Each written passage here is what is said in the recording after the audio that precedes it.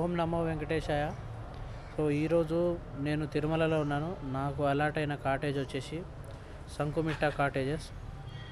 So ఇవి ఎలా ఉంటాయనేది room అనేది మీకు చూపిస్తాను చూడండి. సో నాకు వచ్చిన కాటేజ్ వచ్చేసి 215B. సో రూమ్ ఎలా ఉంటుందనేది మీకు చూపిస్తాను.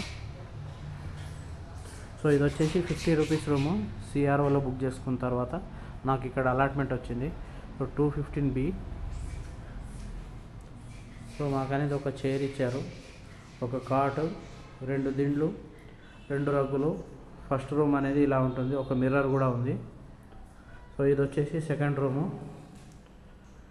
సెకండ్ రూమ్లో కూడా ప్లగ్స్, లైటు, ఫ్యాన్ కూడా ఉంది.